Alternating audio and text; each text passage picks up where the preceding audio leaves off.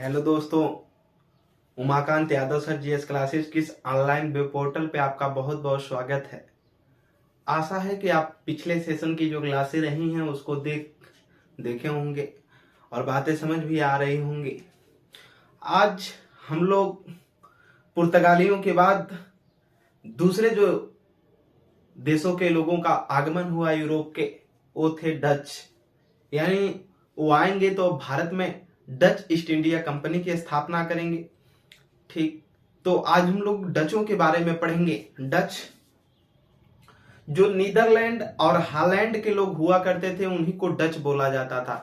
ठीक, आज हम लोग डचों के बारे में पढ़ेंगे। जो नीदरलैंड और हॉलैंड हुआ करता था उस समय का, उसी को निवासियों को वहां के डच बोला जाता था उनको। और वो जब भारत में व्यापार करने के लिए आए तो उनको डच ईस्ट इंडिया कंपनी कहा गया।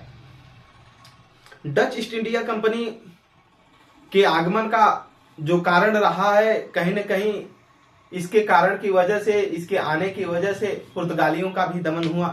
पुर्तगालियों के भी एक पतन का कारण बना कि जो कमजोर हो गए। ठीक, जो पुर्तगाली थे उनकी नौसेना हमने बताया था बहुत मजबूत तरीके की थी, नेवी जो पानी वाली नौसेना थी। और जब डचों का आगमन हुआ भारत में तो इन लोगों ने क्या किया, उनकी नेवी को पहले उखाड़ करके फेंक दिया, यानी उनकी नेवी को परास्त किया। इसके बाद एक कब्जा जमा पाए। ठीक, थोड़ा सा यहां समझने की बात यह है कि जो डच भारत आए, ये डायरेक्ट भारत नहीं आ गए थे।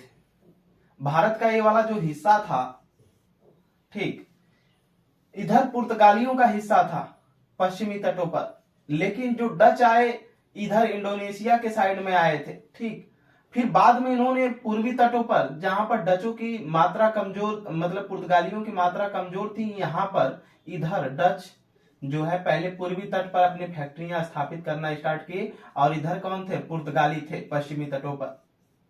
ठीक, अब इनकी नौसेना को इसने परास्त करके और इधर के क्षेत्रों पर इसने पूर्वी तटों पर अधिकार किया। फिर धीरे धीरे पश्चिमी तटों पर भी जो कमजोर तट होंगे वो पुर्तगालियों से छीन करके अपने फैक्ट्री स्थापित करेंगे। कौन? डच। और भारत में आने वाला जो पहला डच था वो था कार्नेलियस। कौन? कार्नेलियस दी हाउटमैन। यही डच यात्री था जो भारत में पहले आया। भारत में क्या आया? पहले भारत के बगल में आया था, केप ऑफ गुड होप हो करके, वही अफ्रीका का जो निचला तट था, केप ऑफ गुड होप हो करके उसी रास्ते से पहले भारत के आगे जो इंडोनेशिया और सुमात्रा था, इन सुमात्रा के देशों में इसने पहले पहुंचा। इसके बाद इधर से भारत की तरफ आगमन किया है। जो डच ईस्ट इंडिया कंपनी की भारत में स्थापना हुई 1602 में, ज्वाइंट सीक्रेट कंपनी थी, जिसको बोलते हैं संयुक्त उपक्रम की कंपनी। संयुक्त का मतलब कई लोगों के शेयर धारकों की कंपनी थी। कौन? Dutch east India company. ठीक, इसी को बोला जाता था वेरिंगो ओस्ताद द इंडिया, वीओसी शॉर्ट फॉर्म में बोला जाता था। ठीक, वीओसी। ठीक, इसमें कई कंपनियां जो नीदरलैंड और हॉलैंड में कंपनियां काम कर रही थी, जो उनका भारत आगमन हुआ वो कई कंपनियां मिलकर के इसमें काम कर रही थी। कभी कभी पूछ लिया जाता है कि इनके शेयर धारक का टोटल अमाउंट कितना था, तो लगभग 65 लाख गिल्डर। ठीक, गिल्डर का मतलब वहां की मुद्राएं जो हैं, जिसमें वहां की मुद्रा मापी जाती है, तो 65 लाख गिल्डर थे। डच जो भारत में इनका आगमन हुआ तो शुरू से ही इनका दिमाग था कि 1000 रुपए इन्वेस्टमेंट करो, 1000 लगाओ तो 2000 रुपए कमाओ। यानी इनका दिमाग सीधा सीधा कमाने का था बस, और जरिया कुछ नहीं था। यानी अगर 1 रुपया लगाए तो 2 रुपए कैसे आएगा, इस पे दिमाग इनका इस पे काम करना था। इस जगह जगह पे जब आए तो भारत के आसपास पड़ोस और अन्य जगहों पर भी इन लोगों ने देखा था कि कहाँ की स्थिति क्या है, क्या जरूरत है कहाँ पर। तो ये मसाला के उद्देश्य तो ये भी आए थे कि सुमात्रा में, भारत में, इंडोनेशिया की जगहों पर बहुत ज्यादा मात्रा में क्या हो रहा है? मसाला हो रहा है, और गर्मी भी इन क्षेत्रों में ज्यादा पड़ रही है। तो इन लोगों ने मसाला के व्यापार के साथ साथ देखा कि जहां पर गर्मी हो रही हो वहां पर लोग सूती वस्त्र पहना करते हैं, यानी काटन का वस्त्र पहनते हैं। और देखे कि ये लोग देखे कि भारत में जो काटन की मात्रा है सर्वाधिक मात्रा में होते काटन। ठीक, इन लोगों ने क्या किया, अब काटन को उठाया। पहले तो इन लोगों ने देखा कि काटन को उठाया और इसके बाद उसको जहां गर्मी वाले जो क्षेत्र हुआ करते थे आसपास पड़ोस के, उन क्षेत्रों में इन काटनों को बेचते थे। 1000 रुपए का काटन खरीदा भारत से, और भारत के अलावा आसपास पड़ोस के सुमात्रा, इंडोनेशिया, इन क्षेत्रों में जहां जहां गर्मी अधिक हुआ करती थी उन क्षेत्रों में ले जाते थे 1000 के काटन को और बेचते थे। अब बेचने के बाद जो उनसे मुनाफा हुआ करता था, उसी मुनाफे से फिर आकर के भारत से सामान खरीदते थे, माल खरीदते थे भारत से, मसाला वगैरह का, और फिर उसी माल को लेकर के फिर यूरोप ये वापस जाकर के बेचते थे। फिर बाद में इन्हीं लोगों ने दिमाग लगाया कि जो पुर्तगाली थे ये तो यूरोप से सारा चीज सोना चांदी उठा करके भारत को दे रहे हैं, भारत में व्यापार कराने में लेने में एकदम लगे हुए हैं, भारत से केवल पैसा ले रहे हैं। ठीक, तो इन लोगों ने जब दिमाग लगाया तो इन्होंने कहा कि यूरोप का कुछ समय ऐसा आएगा कि यहाँ से सारा कुछ सोना चांदी सारी संपत्तियां लूट जाएंगी और इधर के यूरोप के लोग गरीब होते चले जाएंगे। इन लोगों ने विकास को नहीं ध्यान दिया, इन लोगों की संपत्तियों पर ध्यान था। ठीक, तो इन लोगों ने सोचा क्यों नहीं हम भारत से ही ऐसे वसूलें। तो इसीलिए भारत से वसूलने के लिए बहुत कम पैसे लेकर के यूरोप से चलते थे कौन, डच, और ये भारत में आकर के काटन खरीदते। ठीक, और उसको ले जाकर के आसपास पड़ोस के क्षेत्रों में, देशों में बेचते, और वहां से जितना मुनाफा कमाते उसे कुछ का माल खरीद करके ले करके फिर वापस यूरोप जाते।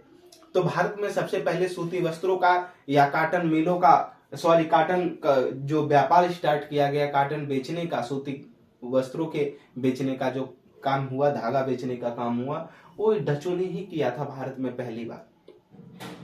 ठीक, फिर इनके ज्यादा प्रसिद्ध होने का कारण ये रहा है कि डच ज्यादा समय तक टिक क्यों नहीं पाए, क्योंकि 1596 में जब डचों का भारत में आगमन हुआ, इसी के 3 साल बाद ये अपनी शक्ति का विस्तारीकरण ही कर रहे थे कि ठीक 3 साल बाद 1599 में ब्रिटिश ईस्ट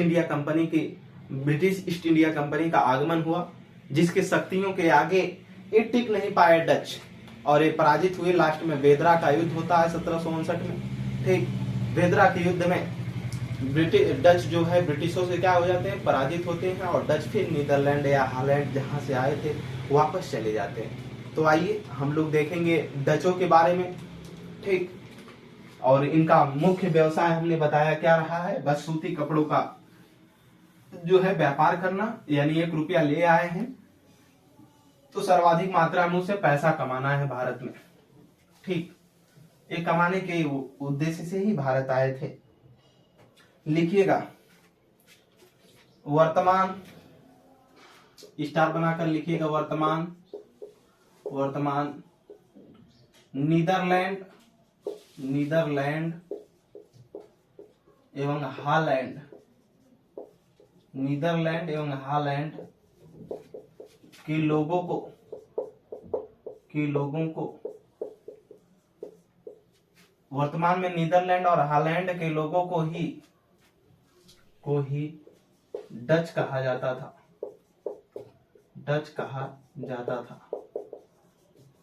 ठीक, और यही भारत आए थे। ठीक, डच। आगे लिखेंगे स्टार बना करके लिखेंगे, इसमें 1596 ईस्वी में कार्नेलियस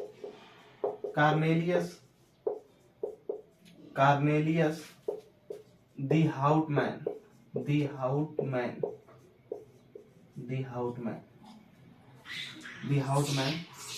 लिखेंगे इसको। ये जो था केप ऑफ गुड होप होकर, केप ऑफ गुड होप के रास्ते होकर के ये पहुंचा सुमात्रा या इसी को बोलते हैं बांटेन। फिर यहाँ के रास्ते होकर के ये भारत आया था। ठीक, भारत के आगे बढ़ करके नोट कर लीजिएगा, कार्नेलियस दी हाउटमैन प्रथम डच यात्री था, प्रथम डच व्यक्ति था जो कहां पर, केप ऑफ गुड होप होकर के, फिर इसके बाद सुमात्रा बांटेन होते हुए भारत के रास्ते पे पहुंचा था, यानी भारत के पहले निचले रास्ते से आगे बढ़ा था, फिर तब भारत आया था। ठीक, आगे लिखेंगे 1602 ईस्वी, 1602 ईस्वी, 1602 ईस्वी लिखेंगे। इसमें Dutch east India company, Dutch east India company, east India company, India company. और हमने पहले भी बता दिया है कि ईस्ट इंडिया कंपनी क्यों लग रहा है, क्योंकि ये पूर्वी भारत का है। ठीक, पूर्वी भारत का हिस्सा है, और उधर वेस्ट बताया था हमने पुर्तगालियों में, वेस्ट इंडिया क्यों था। ठीक, वेस्ट इंडिया क्यों नहीं जोड़ा गया, क्योंकि अमेरिका वाला जो हिस्सा था उसको वेस्ट इंडिया बोला गया था, जो स्पेन के लोगों ने खोज किया था, और पुर्तगाल की जो खोज हुई थी वो ईस्ट इंडिया की खोज हुई थी। ठीक, भारत की, तो इसको ईस्ट इंडिया कंपनी कहा गया। इसीलिए हमने बताया था कि जितने भी कंपनियां आएंगे भारत में उनके नामों में लगा होगा ईस्ट इंडिया कंपनी। तो ये डच ईस्ट इंडिया कंपनी की क्या हुई, 1602 ईस्वी में लिखेंगे स्थापना हुई। ठीक, स्थापना हुई, स्थापना हुई, स्थापना हुई। इसी को कहा जाता था, क्या कहा जाता था, नोट करेंगे, कहा जाता था, कहा जाता था क्या, लिखेंगे वेरिंगदे, वेरिंगदे, वेरिंगदे, वेरिंगदे ओस्ते, ओस्ते, वेरिंगदे ओस्त इंडो इंडसे कंपनी, इंडसे कंपनी। ठीक, नोट कर लेंगे, वेरिंगदे ओस्ट इंडसे कंपनी। इसी को शॉर्ट फॉर्म में बोला जाता था वीओसी, वीओसी इसी को शॉर्ट फॉर्म में बोला जाता था, वेरिंगदे ओस्ट इंडसे कंपनी, इसी को बोला जाता था। ठीक, इसमें कई कंपनियां शामिल हुआ करती थी, और जो डच का संसद हुआ करती थी, इसको संधि करने के लिए, युद्ध करने के लिए, किसी भी क्षेत्र को जीतने के लिए, किसी भी किले को अधिकार करने के लिए, नए किले बनाने के लिए इस कंपनी को क्या दे दिया था, अधिकार दे दिया था। और जो कंपनी स्थापित हुई थी, लिखेंगे यह संयुक्त उपक्रम, संयुक्त उपक्रम की कंपनी थी, की कंपनी थी, संयुक्त उपक्रम की कंपनी थी, यानी कई लोगों का इसमें शेयर धारक थे, जिसमें लिख लेंगे 65 लाख रुपए, रुपए मत लिखिए, 65 लाख गिल्डर, गिल्डर वहां की मुद्रा गिल्डर है, 65 लाख गिल्डर, 65 लाख गिल्डर की रकम से स्थापित हुई थी। नोट कर लीजिएगा, 65 लाख गिल्डर की रकम से ये स्थापित हुई थी। कब, 1602 में। कौन, डच ईस्ट इंडिया कंपनी। इसी को कहा जाता है वेरिंगदे ओस्ट इंडसे कंपनी, या यह संयुक्त उपक्रम की मतलब कंपनी थी, जिसमें कई लोग शेयर धारक थे, जो 65 लाख गिल्डर की रकम से क्या हुई थी, भारत में स्थापित हुई थी। ठीक, जिसको डच की जो संसद थी उसने कानून पारित करके अधिकार दिया था कि ये किसी से भी युद्ध लड़ सकती है, युद्ध करने की, संधि करने की, ठीक, किसी भी जगह को अधिकार जमाने की, अपने जीतने की, बनाने की, ठीक, ये सारी चीजों का अधिकार दिया गया था किसको, इस कंपनी को। कहां पर, भारत में। कि कंपनी जाएगी तो युद्ध भी कर सकती है, जीत भी सकती है किसी भी क्षेत्र को, उस पर शासन कर सकती है, कोई नई चीज वहां बना सकती है। ठीक, इन सारी चीजों का अधिकार दिया गया था किसको, कंपनी को। आगे की तरफ देखेंगे हम,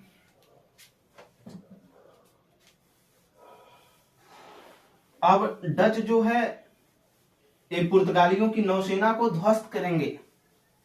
ठीक, अपनी कंपनी लगाएं तो ये लिखेंगे आगे स्टार बना करके, डच पुर्तगालियों की नौसेना को, पुर्तगालियों की नौसेना को ध्वस्त करके, ध्वस्त करके, पुर्तगालियों की नौसेना को ध्वस्त करके उसका खात्मा कर दिए, उसका खात्मा कर दिए, उसका खात्मा कर दिए। आगे स्टार बनाकर लिखेंगे, डच भारत के पूर्वी तटों पर अपनी कंपनियां स्थापित करने लगे, डच भारत के पूर्वी तटों पर अपनी कंपनियां स्थापित करने लगे। डच जो थे भारत के पूर्वी तटों पर अपनी कंपनियां स्थापित करने लगे तथा पश्चिमी तटों पर भी जहां जहां पुर्तगाली शक्ति कमजोर थी तथा पश्चिमी तटों पर जहां पुर्तगाली शक्तियां कमजोर थी वहां भी अपनी फैक्ट्रियां स्थापित किए। लिखेंगे 1605 ईस्वी में, नीचे से आगे लिखते रहेंगे। 1605 ईस्वी में लिखेंगे मछलीपट्टनम, कहीं कहीं मसूलीपट्टनम देता है, ठीक, मसूलीपट्टनम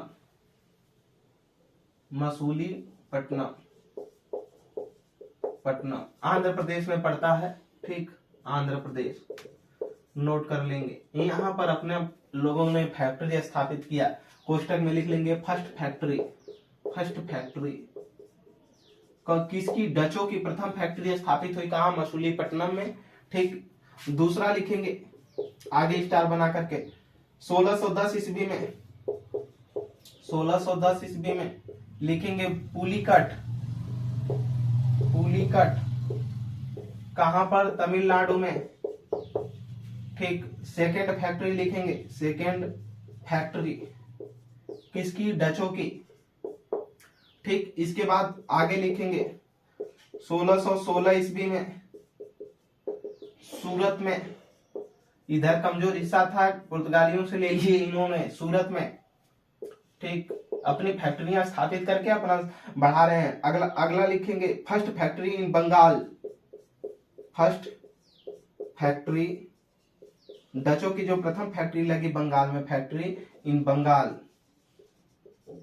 ठीक। बंगाल समृद्ध था इसलिए पूछा जा सकता है, इसको याद रखेंगे, ठीक। कहां पर? 1627 ईस्वी में लिखेंगे पिपली में, 1627 ईस्वी पिपली में। नोट करिए जल्दी, फर्स्ट फैक्ट्री बंगाल 1627 ईस्वी पिपली में। अब जो डच थे ये नीदरलैंड और हॉलैंड से आए थे, तो वहां पर कई कंपनियां काम कर रही थी जो भारत आई, और जब भारत में आई तो कई कंपनियां भारत में आने के कारण उसको एक संयुक्त बनाया गया। एक तो पहले से संयुक्त उपक्रम की कमेटी थी, फिर से जब संयुक्त बनाया गया सभी कंपनियों को भारत में एक करके कहा गया कि आप एक साथ मिल करके व्यापार करें। तो जब मिलाया गया तो उसी को कहा गया यूनाइटेड ईस्ट इंडिया कंपनी। नाम लिख लीजिएगा, United east India company, east India company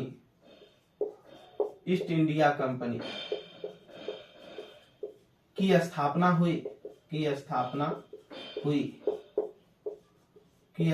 हुई, ठीक। कब? 1602 ईस्वी। नोट कर लीजिएगा, यूनाइटेड ईस्ट इंडिया कंपनी की स्थापना हुई 1602 ईस्वी में। आगे की तरफ देखेंगे हम, इसमें ये जो डच थे अब ये अपनी शक्तियों को बढ़ाए। फैक्ट्री और लिखना है इसमें,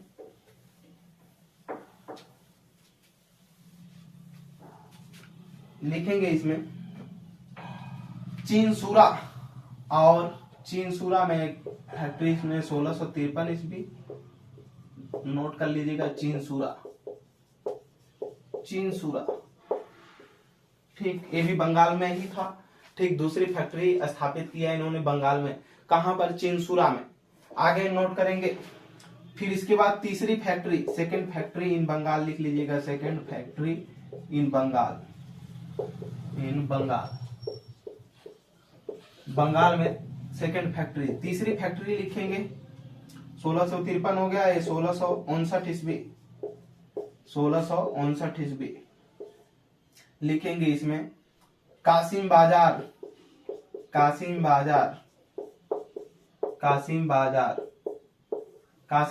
में लिखेंगे third factory in Bengal. Kasim Bazar वगैरह के बारे में हम पहले ही पढ़ा दिए जब बंगाल के नवाबों को पढ़ा रहे थे तब।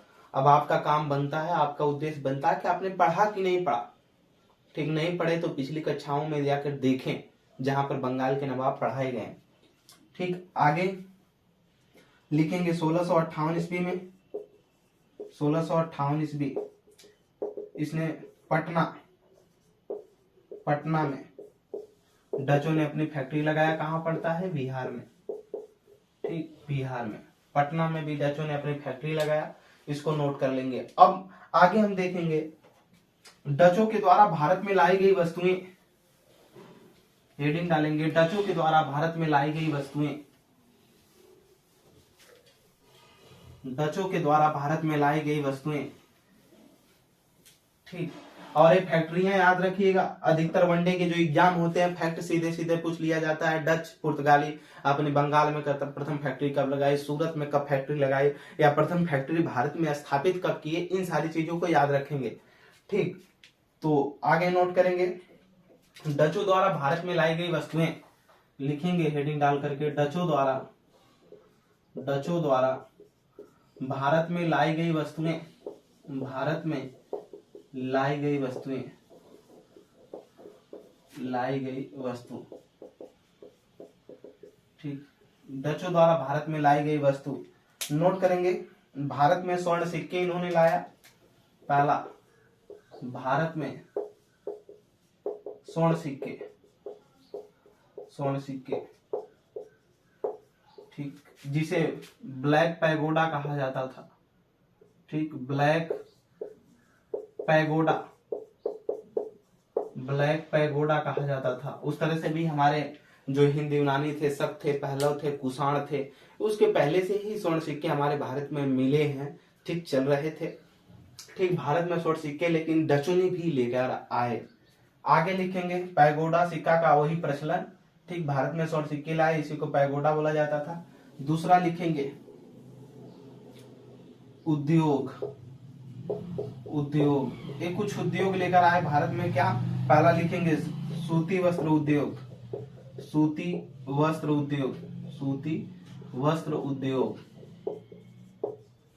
ये सूती वस्त्र उद्योग मतलब काटन बेचने वाला, इन सारी चीजों की पद्धति को बनाया। और दूसरा लिखेंगे नील उद्योग, जो अब केमिकल से बनता है, पहले इसके खेती की जाती थी नील की। ठीक, जो काटन के कपड़े होते हैं उसको नील किया जाता है। ठीक, एक कलर होता है, उसी को चढ़ाया जाता है पानी में डालकर। ठीक, तो ये सूती वस्त्र उद्योग, नील उद्योग, ये क्या है? भारत में डचों का देन है, डचों ने दिया है। भारत में स्वर्ण सिक्के ले आए जिसको ब्लैक पैगोडा कहा जाता था। ठीक, इसी से माना जाता है कि ब्लैक पैगोडा का भारत में क्या हुआ और तेजी से प्रचलन हुआ, यानी सोने के सिक्के। लेकिन इसके पहले से हिंद यूनानी मध्य प्राचीन इतिहास काल में ही हमने बताया कि हिंद यूनानी भी आए, कुषाण वंश के शासकों ने भी शुद्ध सोने के सिक्के चलवाए, तो पहले से चल रहे हैं। ठीक, आगे की तरफ इनके पतन का कारण। ठीक, पतन का कारण हेडिंग डालेंगे डचों के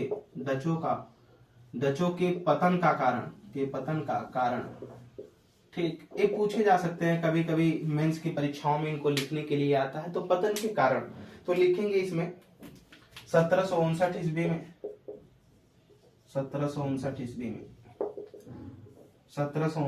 में लिखेंगे बेदरा का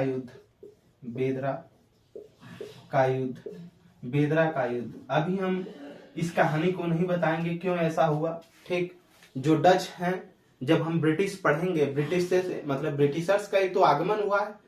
ठीक, इसकी वजह से इनका बेपतन का कारण बनता है, लेकिन ये जो युद्ध है इसी के वजह से हुआ है। ठीक, बेदरा का युद्ध 1759 में हुआ। लिखेंगे इसमें दो लोगों के बीच हुआ। ठीक, एक लिखेंगे डचों के बीच, डच।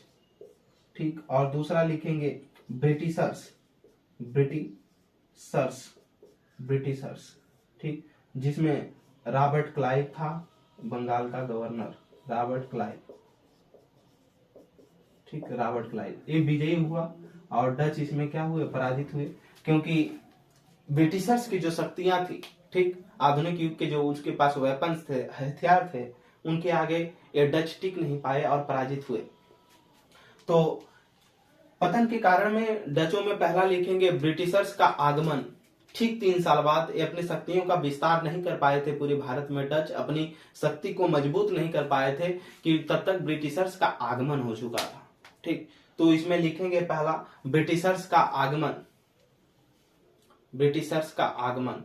दूसरी चीज, जो ये डच हुआ करते थे, अपनी जो फैक्ट्रियां इन्होंने स्थापित किया, ये समुद्र के तटों पर स्थापित करते थे, समुद्री तटीय पर, इसलिए कि ये सोचते थे कि कहीं भी भारत से लेकर या किसी भी पुर्तगाली से कोई भी बवाल वगैरह हो, इसके पहले जब ब्रिटिशर्स नहीं आए थे, इसके पहले कोई भी बवाल हो तो यहां से तुरंत अपना ले दे करके भाग चलो। ठीक इस चालाकी से इन्होंने खोला। दूसरे इसमें पतन के कारण में दूसरा चीज लिखेंगे, अनियमितता तरीके से व्यापार, अनियमितता तरीके से व्यापार। ठीक है, यानी नियमित तरीके से इनके व्यापार करने का क्रम नहीं रहा, ये लूटने के चक्कर में बस पड़े थे कि 1 रुपए लगाओ, 2 रुपए कैसे कमाओ भारत से और सब कुछ लूट करके यूरोप तक भेजो, ले चल करके यूरोप दो। ठीक, इसकी प्रवृत्ति रही है इनकी, इसकी वजह से भी ये पतन का कारण बना। ठीक, फिर ये बेदरा का युद्ध। ठीक, क्यों बेदरा का युद्ध हुआ, क्यों डच पराजित हुए ब्रिटिशर से, ये सारी चीजों की कहानी जब हम ब्रिटिशर्स पढ़ाएंगे तो उसमें बताएंगे। बस आपको धैर्य बनाए रखना है, बेदरा का युद्ध क्या है, क्यों हुआ था, ठीक सारी चीजों को देखेंगे। लेकिन डचों को भगाने के लिए ब्रिटिशर्स लड़े, जिसमें डच बुरी तरीके से पराजित हुए। और इसी आगे लिखेंगे नीचे डबल स्टार बना करके, बेदरा के युद्ध के बाद ही डच पुनः नीदरलैंड या हॉलैंड वापस चले गए, नीदरलैंड और हॉलैंड वापस चले गए। बेदरा के युद्ध के बाद ही डच पुनः भारत छोड़कर कहां चले गए, नीदरलैंड और हॉलैंड वापस चले गए। ठीक, पूछा जा सकता है कि डच भारत कब वापस चले गए, तो इसी बेदरा के युद्ध में। ठीक, तो आज के लिए इतना ही, बंगाल में ही ये बेदरा पड़ता है। आज के लिए इतना ही इस सेशन में। अगले सेशन में हम लोग पढ़ते हैं ब्रिटिशर्स के बारे में, जिसका मतलब ही होता है बनिए का देश। ब्रिटिशर्स का मतलब होता है बनिया, और बनिए का देश का मतलब है जहां पर सब कुछ बनिए के तरीके से कार्य किया जाता है। अब बनिया होता कैसा है आप खुद समझ सकते हैं, कैसा होता है बनिया। ठीक, तो पाई पाई रुपए जोड़ करके रखना, ये सारी चीजों को हम लोग अगले सेशन में ब्रिटिशर्स के बारे में देखेंगे। प्रीवियस ईयर के क्वेश्चन आप करते रहिए। जिन लोगों के पास सिविल की तैयारी करने के लिए पीसीएस स्तर तक या उससे हाई लेवल की तैयारी करना चाहते हैं, उनसे निवेदन है कि वो बेहतरीन बुक का प्रीवियस ईयर का पेपर देखें, चाहे वो शिल्पी पब्लिकेशन हो, किरण पब्लिकेशन हो, घटना चक्र हो, इन चीजों को देखें। जिनको वनडे में रहना है वो एसएससी की, वनडे के लिए एसएससी का एक ऑब्जेक्टिव बुक आती है किरण पब्लिकेशन की, उसको ले लें। ठीक, जिसमें 10,000 ऑब्जेक्टिव बुक लेना है, 10,000 से ऊपर क्वेश्चन दिए गए हैं वो ले लें। घटना चक्र की बुक ले लें, एसएससी में जो आता है ज्यादा मात्रा में क्वेश्चन दिया गया, यूथ की ले लें। इन सारी चीजों को लेकर के अध्ययन करें। बाकी और कोई भी वनडे के नीचे अगर एग्जाम देना है, टेट, सीटेट, टीजीटी, पीजीटी, अगर इनमें है आपका सिलेबस आता है सामान्य अध्ययन का, तो हमारा नोट्स काफी है। लेकिन प्रैक्टिस के लिए आप प्रीवियस ईयर के सारे पेपर को जरूर देखें, और नोट्स अगर क्रम से आप लिखते गए और समझते गए तो आपको काम करेगा। पढ़ने के लिए आप नोट्स से भी पढ़ सकते हैं, और अगर आपके पास कोई भी एक किताब हो, या लूसेंट हो, किरण पब्लिकेशन की बुक हो आती है वो हो, या और कोई भी बुक हो, ठीक, प्रैक्टिस सेट तो है ही है, मतलब प्रीवियस ईयर के सालों पेपर को रखिए साथ साथ में। उसके साथ कोई अगर एक छोटी बुक है, नहीं भी है तो कोई दिक्कत नहीं, लेकिन रखना चाहिए। अगर है तो उससे आप पढ़ते रहिए। ठीक, मेहनत से पढ़िए। कहीं कोई दिक्कत परेशानी होती है कमेंट सेक्शन में बताएं हमसे सामान्य अध्ययन संबंधी। आगे के लिए अगले सेशन में हम लोग मिलते हैं। Umakant Yadav sir GS classes में जुड़ने के लिए आपका बहुत बहुत धन्यवाद।